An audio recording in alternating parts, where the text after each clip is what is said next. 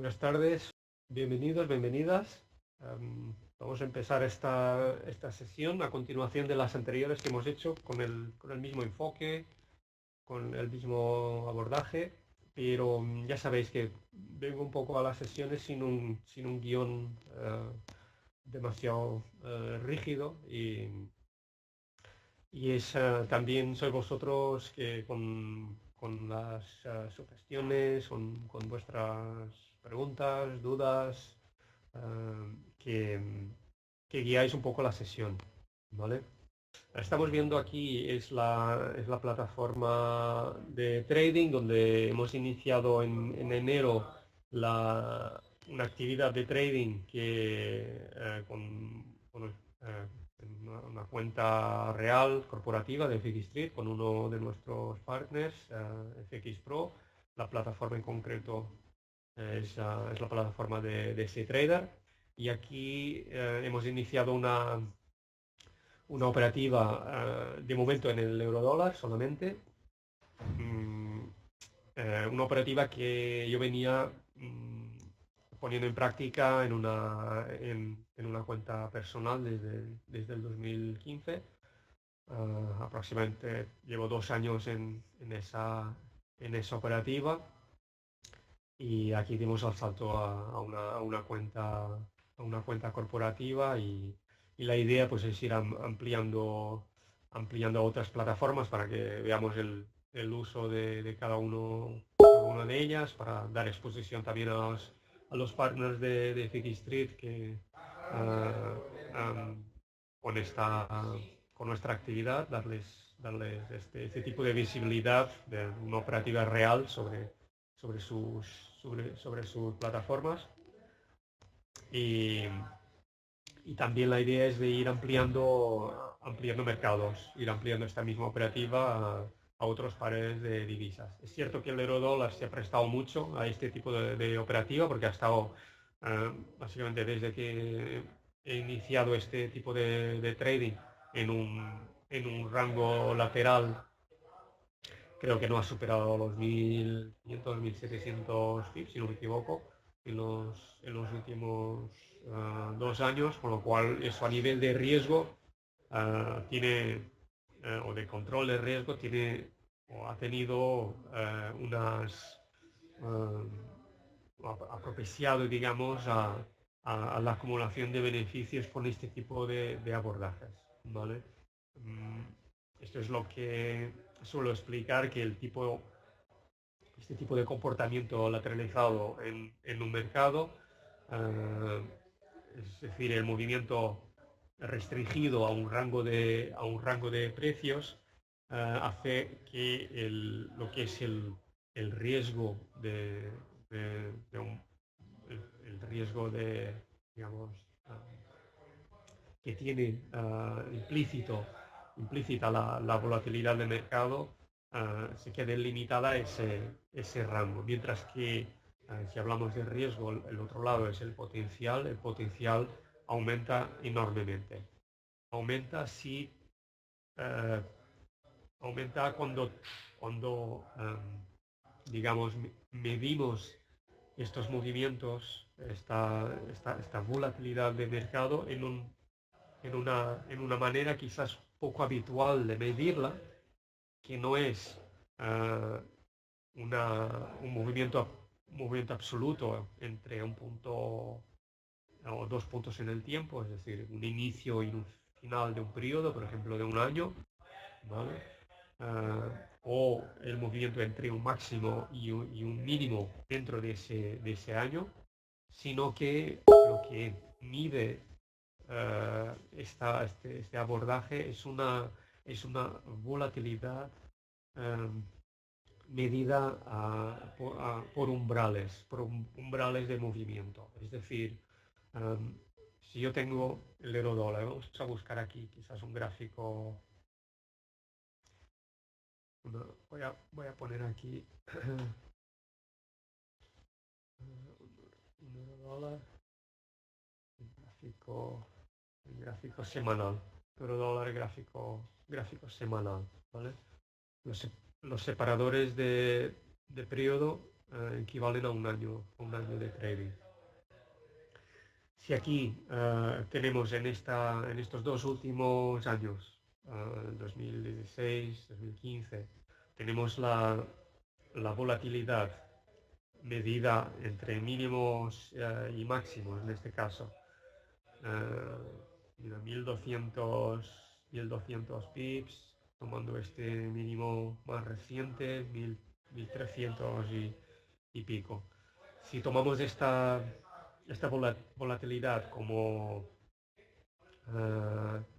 una medida de desempeño de lo que nos ha dado ese cruce de monedas en ese año, o entre lo que sería otra medida posible entre la apertura y el cierre de un año, la apertura y el cierre de otro año, ¿vale? Y comparamos esta medida con lo que sería medir todos los altibajos que ha hecho el precio en ese mismo periodo, nos damos cuenta de que estamos midiendo en ambos casos la volatilidad, sería una medida práctica de volatilidad, pero que la segunda medida nos dará un nominal, un valor mucho más alto. ¿Vale? Si yo empiezo a medir todo el camino que ha trazado el eurodólar a lo largo de estos 2 años, en todos estos altibajos, me dará un número más elevado que los 1300 pips del rango en el cual ha estado al cual ha estado limitado. ¿Vale? Y es esta primera observación la que nos llevaría a establecer una hipótesis de trabajo con unas características singulares, ¿vale? Similar a cuando medimos o cuando graficamos un mercado en un gráfico de punto y figura. Lo hacemos también para construir ese punto y figura, ese gráfico de punto y figura. Necesitamos también medir el umbral. Es decir, yo voy a medir el comportamiento de precio en un umbral de X pips, en este caso, ¿vale? En el gráfico que vemos aquí es un gráfico tomado del 2015 en el eurodólar, en este ejemplo, y vemos un gráfico de punto y figura en el cual las cajas, es decir, cada X y cada O, equivale a 50 pips, ¿vale? Es decir, si el mercado se mueve 50 pips en una dirección sin moverse 50 pips o más en la dirección opuesta, se imprime una nueva caja. Si es al alza, se imprime una X, si es a la baja, se imprime una O. Y a partir de ahí, el movimiento sigue. Si imprime otros 50 pips en la misma dirección sin retroceder 50 o más pips, se imprime otra caja igual. Y solo cuando retrocede 50 pips o más, se cambia de columna y se imprime una caja diferente. Si venía descendiendo y asciende, se imprime después de una serie de O's, se imprime una X, que ha subido 50 pips. Y así se va construyendo el gráfico. Si calculáramos, o si sumáramos el número de cajas que ha dibujado el eurodólar, cajas de 50 pips a lo largo de un periodo, ¿vale? Nos daríamos, por ejemplo, entre las barras rojas que tenemos aquí. Si yo comparo esa suma de cajas, suma de umbrales de 50 pips en relación a lo que es el rango entre el máximo y mínimo que ha hecho este mercado en ese mismo periodo, me doy con una relación asimétrica entre lo que es el rango, que en este caso, entre este periodo que estoy señalando y este otro, tengo un rango de 1200 pips entre el máximo y el mínimo, pero si sumo todos los movimientos de 50 pips, tengo 6300. 6300 pips de recorrido en relación a 1200 de rango. 6.300 pips de potencial frente a 1.200 pips de riesgo. Dos medidas de volatilidad, las dos me están hablando de cómo se está moviendo el mercado, independientemente de la direccionalidad. Estamos hablando de volatilidad. No obstante, una medida de volatilidad está hablando de rango y está hablando entonces más bien de lo que es capaz de mover un mercado entre un máximo y mínimo. Yo tomo eso como una medida de riesgo. Y por otro lado me está hablando del potencial de la volatilidad en términos de cuántos movimientos de un cierto umbral es capaz de manifestar un precio, ¿vale? Y en este caso vemos que esa nueva medida de volatilidad por umbrales me da una cifra habitualmente mucho más alta. Y eso es una característica propia del mercado de divisas. Y cuando analizamos gráficos de largo plazo en el mercado de divisas, vemos ese comportamiento también en gráficos de largo plazo, que son rangos enormes, pero muy lateralizados en el precio. En la mayoría de divisas, aquí podemos ir a gráficos semanales, varias de ellas, y vemos cómo tenemos el precio dentro de un rango histórico que poco ha variado, ¿vale? En el yen lo mismo. El yen es bastante evidente ese comportamiento, ¿vale? A diferencia de otros mercados con ciclos mucho más amplios, como podrían ser mercados de renta fija o mercados de bolsas que tienen implícito un sesgo alcista histórico, en divisas lo que estamos realmente valorando aquí es una divisa valorada en otra, con lo cual realmente más que el precio de un activo es la cotización, lo que está representando es un ratio, es una relación. Estamos valorando una moneda con otra, pero las dos están oscilando, ¿vale? Lo mismo sucede con las commodities. Yo puedo tener una commodity, el oro, el petróleo, y esa commodity la valoro en una moneda. Y el comportamiento histórico me va a dar un comportamiento muy parecido a las divisas.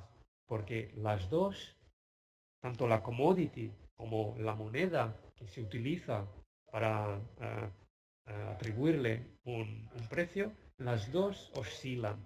Y uno puede pensar, a ver, ¿cómo oscila una commodity? Oscila una vez se le pone precio, ¿cierto? Correcto, pero lo que antes de que oscile un precio, lo que oscila es el valor de una cosa. Es decir, cualquier activo o cualquier bien que sea percibido como un activo va a oscilar independientemente de si se le haya puesto atribuido un precio o no, va a oscilar de valor, ¿vale? Supongamos un ejemplo muy sencillo, un vaso de agua. Un vaso de agua tendrá un valor para mí y tendrá un valor diferente si acabo de participar en una maratona, si hace 3 días que camino por el desierto o si estoy en mi despacho con un vaso de agua delante, ya me he bebido 5. ¿Vale? El valor que yo pueda atribuirle a este vaso de agua va a oscilar independientemente de si yo le voy a poner un precio o no. Con lo cual, ahí entendemos que valor y precio van a estar en una relación siempre estrecha, y de que cuando tenemos una cotización que en realidad es un ratio, como en el caso de una divisa muy evidente, este comportamiento oscilante que se manifiesta en el precio viene dado porque hay dos componentes que están dando lugares a que están representados bajo una sola cotización, ¿vale? En el caso de las commodities, volviendo al ejemplo de las commodities, yo puedo tener el precio del oro, por ejemplo, cotizando, el gráfico del oro, por ejemplo.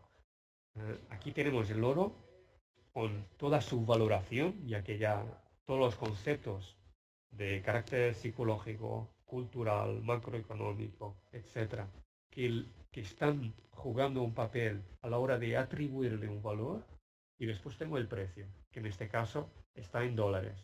Pero es que el dólar, el que estoy utilizando para darle precio a esta commodity, en sí mismo también recibe un valor, también está sujeto a la confianza, a factores macroeconómicos, psicológicos, culturales, bla, bla, bla, etc. ¿Vale? Con lo cual las dos cosas están oscilando. Bueno, esto para que entendamos que operar en el mercado de divisas no es lo mismo que operar un índice de bolsa, una acción de una empresa. Tiene un comportamiento oscilante que viene determinado por la forma en cómo está construida esta cotización, ¿vale? Y esto da lugar a un comportamiento particular cuyas características puede ser explotado, ¿vale? ¿Vale? Entonces, si vamos acumulando estas observaciones de un tipo de mercado que es altamente oscilante, si vemos que es lo que la comparación entre lo que es la volatilidad en términos de riesgo y de potencial tiende siempre a ser muy asimétrica, es decir, el mercado tiende a oscilar mucho más de lo que se mueve en direccionalidad, ¿vale? Ya tenemos una, uh, unas observaciones sobre las cuales podemos empezar a elaborar algunas hipótesis, ¿vale? Bien, voy a hacer una breve pausa. No sé si me estoy aquí complicando un poco el discurso, pero es una observación que la hemos ido haciendo en las sesiones en las que hablamos sobre esta metodología. Quizás ahora me haya, digamos, entrado un poco más en este aspecto. No es el único que describiría el sistema, pero es uno muy importante, ¿vale? Y uno que me sirvió de punto de partida para crear este abordaje, ¿vale? Bien. No sé si queréis hacer un salto y vamos a ver, ya que estábamos con gráficos, si queréis analizar algún mercado en concreto, si algún par en concreto que veamos para estos días, para hoy, para las siguientes sesiones, que veamos en qué estructura está el mercado, algunos puntos de compra, de venta, eh, si alguien está en alguna posición en particular que uh, tenga dudas sobre cómo, cómo gestionar esa posición en términos de protegerla, entrar, de salir de la posición o de gestionarla en general. Podéis comentar aquí también en el chat el par de divisas en cuestión y lo miramos. Vale. El oro me Pregunta Javier Díaz, sí, sí, claro. Sí, bueno, estoy con el delante. Vale, muy bien. Aquí tenemos lo que es la estructura, la estructura diaria. Mm, em, lo que veis en el gráfico es, bueno, ah, utilizo unos indicadores en particular. Os voy a informar de cuáles son, pero bueno, no, esto no es solo para que nos situemos un poco. Esto sería en azul la media de 200, la roja la de 20 en este caso. Podemos ascender a 50 para tener algo más estándar. Esto que veis en amarillo es una media móvil también. Es la T3 de Tilson, que viene a ser como una media exponencial de una exponencial de una exponencial, etc. Es una media móvil que tiene un retardo considerable. Inicialmente se calcularon estas medias para misiles, para seguir objetos en vuelo que tuvieran una inercia física. Se ha visto que aplicado a gráficos de precio puede tener algo de sentido, aunque no haya inercia física en movimiento de precio, sí que hay por detrás, digamos, un flujo de órdenes que vendría a hacer, digamos, una serie de precios, algo parecido al movimiento de un objeto físico, es decir, si se ha de dar la vuelta o girar de dirección, etcétera, necesita ganar cierto momento, cierta velocidad, con lo cual yo he encontrado desde hace bastantes años, prácticamente 10 años, que utilizo esta combinación de indicadores, y en concreto las Tilson siempre me han funcionado bien como para demarcar zonas de, de memoria, digamos, gráfica, de memoria en cuanto a soportes y resistencias. Y aquí en negro tenemos lo que es la media móvil de 800 periodos, que en un gráfico diario quizás no tiene el impacto o el significado que tienen graficaciones más pequeñas, y esto es debido a que muchas veces saltamos de graficación de 4 en 4 periodos, es decir, 1 hora, 4 horas, o bajamos de 1 hora a 15 minutos, múltiples de 4, con lo cual muchas veces estamos mirando un gráfico y la 800 nos va a representar la media de 200 en una temporalidad mayor, con lo cual si yo tengo no sé, estoy por ejemplo en 1 hora, entonces aquí tengo la 800 por encima del precio, y vemos que en 4 horas la 200 está en ese mismo lugar, que de hecho es la misma. O sea, la media 800 en un gráfico de 1 hora es la 200 en 4 horas. Es más que nada para tener esa representación ahí sin tener que cambiar de gráfico, ¿vale? Y la tengo en cierre, máximo y mínimo, para hacer más un rango más que... en graficaciones altas aquí nos faltaría añadir el punto pivote semanal, ¿vale? Y aquí en la ventana de abajo el RSI acelerado a 9 periodos en vez de los 14 habituales, y un MACD retardado a una combinación de 36, 81 o 18, ¿vale? También muy retardado. Por un lado he acelerado un oscilador y he retardado el otro para, para capturar una serie de pautas concretas, ¿vale? Y ya en graficación de 1 hora, los puntos pivote diarios los he añadido, ¿vale? Entonces en el oro, si empezáramos por ver la estructura más a largo plazo. Empezaría por trazar una serie de líneas, ¿vale? Aquí este canal alcista, por ejemplo, no llegó,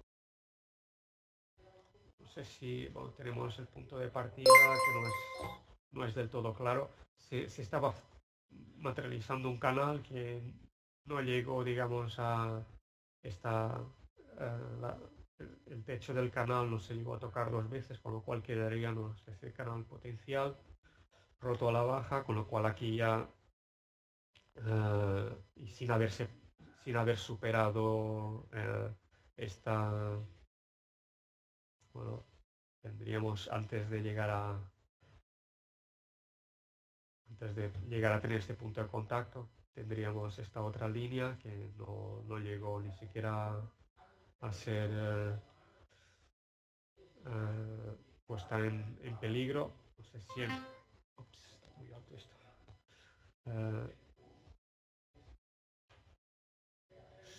Semanal.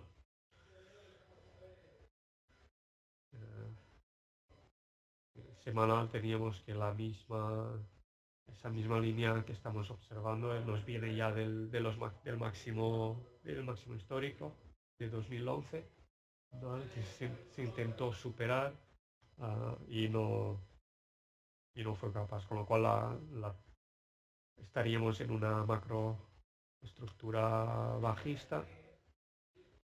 Podríamos eventualmente ir a trazar un canal. Este potencial canal nos traería ahora mismo a 700 y algo, que sería el objetivo bajista. En algunos casos he visto ese objetivo como mencionado, como una posibilidad para el oro a medio plazo, ¿vale? Y aquí ya podríamos tomar este suelo aquí como soporte para dibujar esta otra línea, que si la proyectamos arriba tenemos un potencial canal alcista del cual si fuéramos capaces de voy a saltar aquí a diario, es este canal de aquí.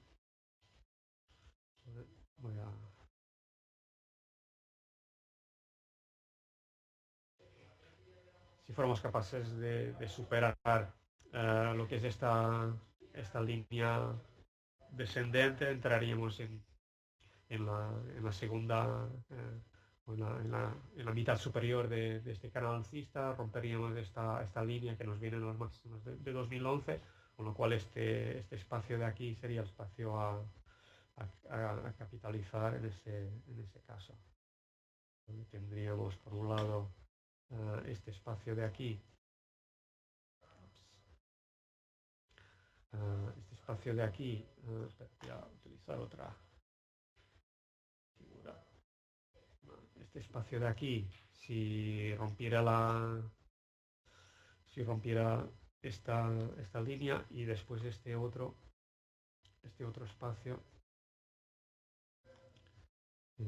que nos llevaría a 1400, y solo roto, digamos, este canal alcista en una aceleración, podríamos estar hablando de un mercado, un giro y un mercado alcista. En todo caso, yo el oro y lo que es la visión a largo plazo iría a buscar confirmación en otros mercados. Primero miraría el precio del oro en euro y en yen, que estuviera subiendo también en esas dos divisas para saber que realmente es una subida del oro y no es una bajada del dólar la que está haciendo subir el oro. Y después miraría también si fuera acompañada por una subida en bolsa, ¿vale? Y a lo que se considere ya como tangibles, ¿vale? Con la correspondiente bajada en la renta fija soberana, ¿vale? No sé si quieres ver algo, Javier, algo más a corto plazo quizás, en el 4 horas. bajista. Llevamos 3 semanas por debajo del pivote semanal, con lo cual claramente bajista. Yo entraría en cortos con alguna aceleración a este nivel de aquí, de 1200, de 20 picos, ¿vale? O aquí tenemos aquí tenemos una zona que se ha acelerado a la baja, y la siguiente la buscaría aquí, quizás. Más o menos las dos coinciden con algún punto pivote o algún pivote semanal, ¿vale? Voy a buscar quizás rebotes en esa región, ¿vale? Para mí lo que es la narrativa, según esta graficación, es que una vez entra dentro de la Stilson, quedará atrapado. Cuesta, digamos, viajar más dentro de la Stilson que fuera, con lo cual aquí ya voy a tener cuidado con lo que hace. No obstante, si se desprende de las Stilson al alza y me hace aquí una doble W aquí en el RSI, entonces sí que podríamos de nuevo ir a buscar la oferta aquí o bien en la línea de tendencia. Vemos cómo este punto de venta aquí nos coincidirá con esta línea aún esta semana. No, este mes, perdón. Y si no, ya entraríamos si superáramos la Stilson a la baja por debajo de 170 o algo así, ya iríamos a buscar de nuevo este soporte del canal. Es la visión. H1, H4. En H1 atrapados en la Tilson, ¿vale? Estuvo bajista todo el tiempo. Tenemos ahora la 800 por arriba. Si sale de la Tilson hacia abajo, entonces ya aquí, digamos, en una hora es un poco territorio de nadie, en el sentido de que no hay referencia histórica de días cercanos, sino tendríamos que ir a semanas anteriores, con lo cual yo me fijaría aquí las posibilidades en el 4 horas, y afinaría quizás la entrada en una hora. Si esta semana cerráramos sin grandes cambios, tendríamos el pivote semanal básicamente por aquí, con lo cual sería más fácil que superarlo al alza, y entonces nos podríamos ver ese doble suelo aquí pronunciado. Si quieres capitalizar en un doble suelo de forma tradicional, el potencial 165 nos llevaría aquí a esta zona, a la 800, nos llevaría a la 2, quizás a la 200, que está descendiendo. 50, no, nos llevaría, sí, quizás un potencial doble suelo tendría su atractivo en cuanto a entrar en una ruptura de la línea de señal. No digo que no, podría ser. Normalmente estos casos no tienen una relación de riesgo-recompensa muy atractivos, pero en este caso puede que sí. ¿Vale? Bien, volvamos. Tenemos algunos minutos aún. Volvamos quizás a la operativa, si os parece, del eurodólar, porque mencionábamos ahora, cuando estaba hablando del oro, de esta relación de riesgo-recompensa. Y este es un aspecto que, si os fijáis aquí, los gráficos 2 horas, sí, vamos a quedarnos aquí con 2 horas. Vemos en la plataforma lo que es la operativa, las posiciones abiertas, cerradas, ¿vale? Y, y observamos cómo algunas operaciones que se han cerrado en beneficio han estado en negativo bastante más de lo que al final han ido a capturar. Esta posición, por ejemplo, una compra que ha ido a buscar 14 pips, ha estado bastante tiempo en negativo, ¿vale? Y este es otro aspecto particular de esta operativa, que no trabaja, digamos, con los ratios habituales de riesgo-recompensa de tipo 1 a 3, es decir, arriesgar una parte para ir a capturar tres veces más de lo que se arriesga, sino que en este caso el riesgo por, por operación puede ser 100 veces más de lo que sí, el riesgo puede ser 100 veces más de lo que va a capturar aquella posición, ¿vale? No obstante, trabajando con un ratio un ratio de riesgo-recompensa tan descompensado, diríamos, aún así puede llevar a beneficios. Aquí tengo la curva de beneficios para esta cuenta en particular, ¿vale?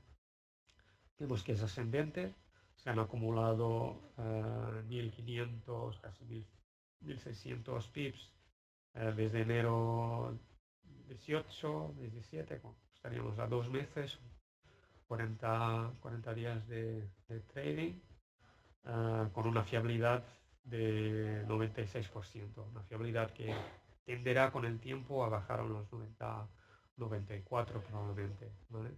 Una fiabilidad de acierto muy alta, una, uh, una captura exhaustiva de puntos, ¿vale? Y un ratio de riesgo-beneficio muy descompensado, ¿no? Siempre arriesgando mucho más de lo que se va a capturar. Y esto es una particularidad que de hecho se sustenta sobre la observación que antes hemos hecho, de que si la naturaleza de este mercado es tan oscilante, ¿vale? ¿Por qué no beneficiarse de esa oscilación? ¿Vale? Y lo que me ha llevado a desarrollar este tipo de abordaje ha sido más que la búsqueda de una, de un, de una manera de operar con estas particularidades, ha sido, digamos, la decisión de tomar esta ruta por falta de herramientas mejores. Es decir, seguramente os habéis dado cuenta de que operando una posición de cada vez y muy apalancadas, muy apalancado en cada una de ellas, los resultados, el sistema en sí, queda muy a la merced de que obtengamos series de ganancias consecutivas para poder, digamos, aprovechar y sacar provecho del apalancamiento y ganar espacio y un cierto cojín, digamos, para eventuales series de pérdidas que igualmente son posibles. Y que estas rachas de ganancias, que dependen mucho de una entrada y salida al mercado como muy, eh, digamos, muy exacta en cuanto a lo que es el timing el timing de mercado, es decir, muy dependientes de entrar y salir en el momento exacto. No obstante, la mayoría de herramientas, como las que os he enseñado aquí, ninguna de estas herramientas tiene ese componente de timing. Todas ellas son derivados del precio. Los osciladores que tengo aquí abajo son derivados de precio. Los puntos pivotes semanales, diarios, son derivados del precio y además sujetos a una, a una cierta franja horaria en el caso de los puntos pivote diarios. Las medias móviles no tienen, digamos, un componente temporal imbuido más que en su construcción. Están analizando una media de X o N periodos, pero no aportan una información sobre el timing, ¿vale? Entonces, debido a la falta, digamos, de ese componente de timing, de acertar el momento de entrada y salida, he formulado la hipótesis de si podía construir un método de trading que no fuera tan sensible, digamos, a las entradas y salidas correctas, ¿vale? Y esta es no, el resultado o, digamos, el hecho de que trabaje con ratios de riesgo-recompensa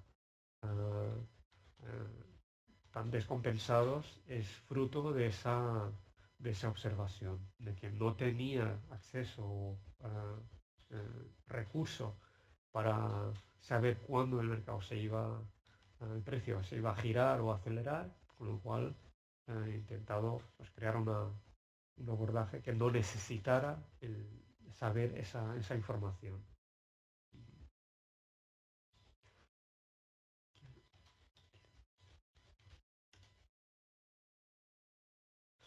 Vale, tenemos una muy buena pregunta de qué sucede si el mercado coge tendencia y se queda una posición cautiva, una posición que pasará mucho tiempo en volver a tocar.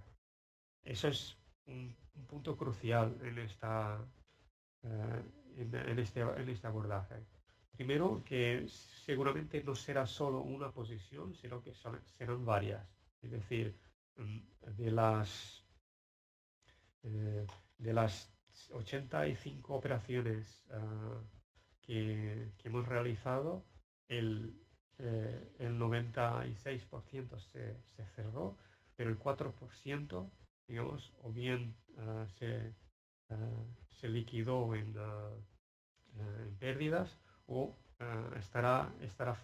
parte estará flotando, ¿vale? No entra en esta estadística porque son trades aún abiertas, pero aquí tenemos un total de 13 posiciones que vemos aquí flotando. Algunas están flotando en positivo, otras están flotando en negativo. En este caso, el resultado es neto negativo, es decir, la equidad la tendríamos por debajo del balance. Tenemos un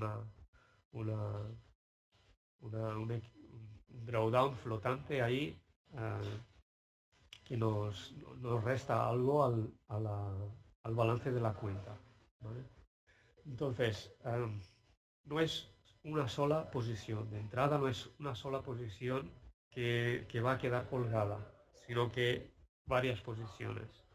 Y si entra en tendencia, entrar en tendencia, ¿qué significa? Entrar en tendencia significa que este ratio que antes habíamos calculado entre la volatilidad medida en umbrales de movimiento y la volatilidad medida como rango, ¿vale? Este ratio va a disminuir, ¿vale? Yo voy a tener un precio que va a viajar de forma mucho más direccional, con lo cual voy a tener un rango mucho más alto y en comparativa con lo que son la suma de umbrales, ¿vale? Lo que me avisará de que estoy en un mercado que está perdiendo, digamos, esta capacidad o este comportamiento oscilante, que por otro lado es el que tiene casi todo el tiempo, ¿vale? Pero es cierto que hay movimientos que rompen la tendencia y la negociación se traslada a otro lugar. En ese caso, para responder la pregunta.